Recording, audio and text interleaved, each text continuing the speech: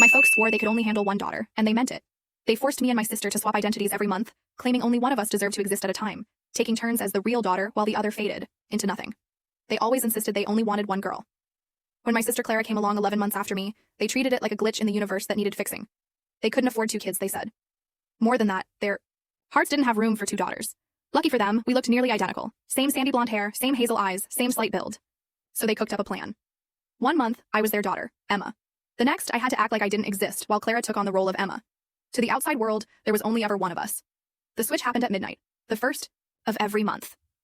Clara and I stood in the kitchen as our parents formally passed their acknowledgement from one daughter to the other. The girl whose turn was up had to give up everything. Her room, her clothes, her name, even her homework. Mom would kiss the outgoing daughter on the cheek and say, "See you next month." Weird. Meanwhile, Dad erased her from existence entirely. The non-existent daughter moved to the attic with a sleeping bag and was banned from showing her face anywhere.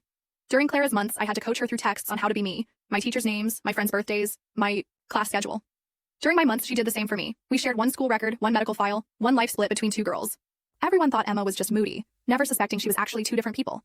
Living as half a person bonded Clara and me in the most warped way.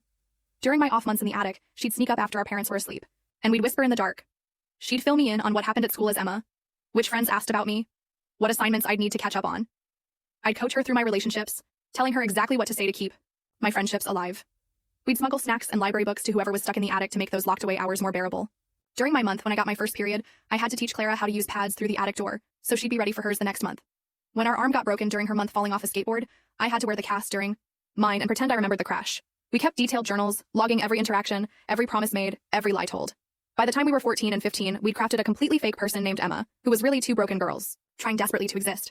We'd lie in the attic together during switches, holding hands, vowing that one day we'd both be real at the same time. But when I was 15, I started getting crippling stomach pain during an off month, leaving me curled up on the attic floor. Clara begged our parents to take me to a doctor, but they refused. "Emma can go when it's Emma's turn," Mom said coldly.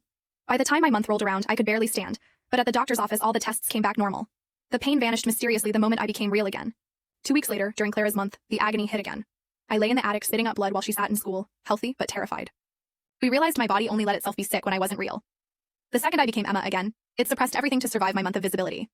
That night, Clara and I made a choice. We both marched into our parents' bedroom. "This is killing me," I said, showing them my blood-stained shirt. "We need to stop the switching, please." For the first time in years, they seemed to actually hear me. Mom's face softened. Dad set down his phone. They looked at each other for a long moment. "You're right," Mom said finally. "This has gone on too long. We need to make a permanent choice." Relief flooded me until I saw Dad's expression. He wasn't agreeing to let us both exist. He was solving a different problem entirely. "We'll keep one daughter," he said calmly.